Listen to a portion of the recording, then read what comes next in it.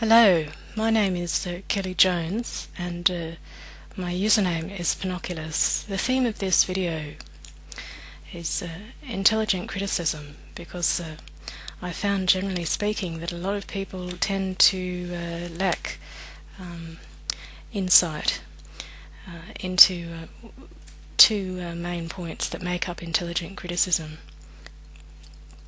Now, it might seem arrogant that I'm presenting a video on intelligent criticism, but in regards to these two main points, they're very basic, and so I dare to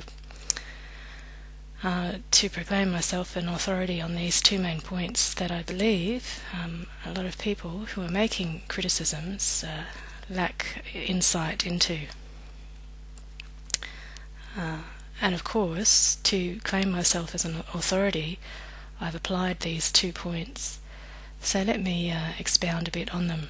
And you'll have to excuse, I use low electricity, so I use this lighting, so I'll need to use it to read my notes occasionally, so things will go dark occasionally for the viewer.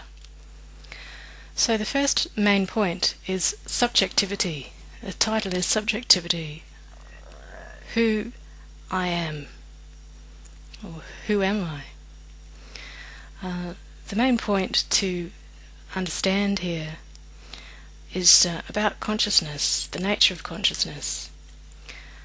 Now, even though I'm talking about subjectivity here, I'm going to present what might be called an objective truth, but I'm not going to call that an objective truth because there's some subtleties in the meaning there that preclude me from using that description. Instead, I'm going to call it an absolute logical truth that can be applied to any subject. Now, what I mean by subjectivity is the truth that every consciousness cannot escape itself. Everything that is experienced by any subject, that is, any consciousness, is necessarily within the boundaries of that consciousness, and it's impossible to peek beyond.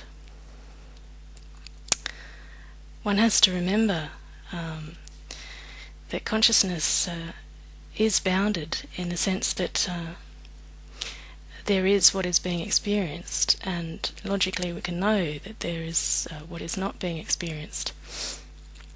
And obviously what is not being experienced means that consciousness is bounded, so that any person must be constrained to experience through the filter of that consciousness. That is, everything that they experience is within the boundaries of of their own consciousness. And when we think about other people, we have to realize that we cannot experience other people's consciousnesses directly. We can only know that there are other people based on what's presented in our own consciousness, and we can only assume that they're conscious, that they have consciousnesses. So that's just to say everything that a person experiences is through the filter of their own consciousness, and what they are is necessarily this everything that they are is necessarily based on their own experiences, their own observations. They cannot escape that. They cannot pretend to have direct access to an objectively real, you see the point here. They cannot claim to have access to objectively real realities. That is to say that there is nothing objectively real. There's no objective reality beyond what a person experiences. There are no perfect forms out there beyond. There's just what the person experiences, their own perspectives, their own perceptions. So I'll just borrow the light here for a second.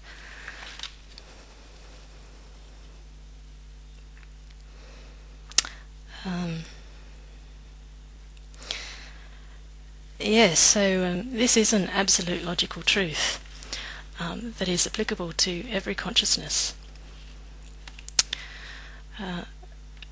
We can know that that's logical and it's not based on the data that is within consciousness, simply because we can define experience and things to be that which consciousness is made of.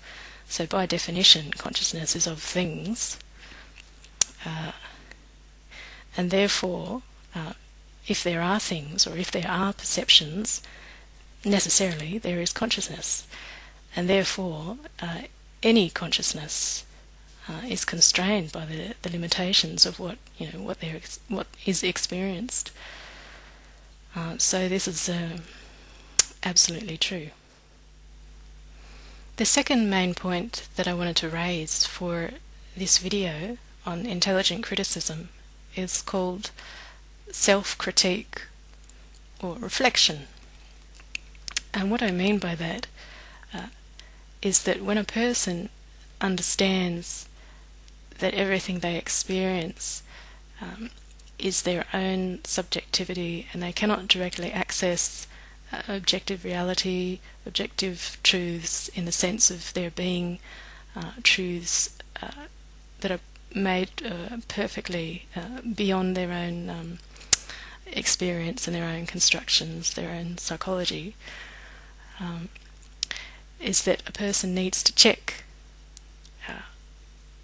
the purity of their own motivations. They have to check the extent of the influence of their own psychology on their interpretations and on their truths. I'll proceed to elaborate a little on this point. See, we can't escape psychology. We can't escape the influences of our past, our memories, the way that we've constructed meanings. We are necessarily relying on past interpretations and constructions and perceptions to understand new and to create new meanings. So we're necessarily constrained by psychology, our own psychology. That is, by our own values and general understandings and world views.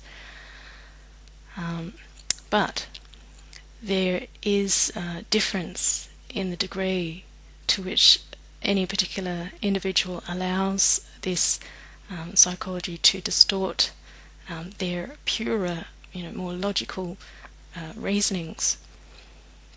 Now, I mentioned absolute logical truths earlier. I'm trying to make a difference here between objective truths and absolute logical truths for the sake of this video. So the way that I'm defining pure reasoning is through using logic. And of course we can't have pure logic that's devoid of psychology, but we can have pure logic.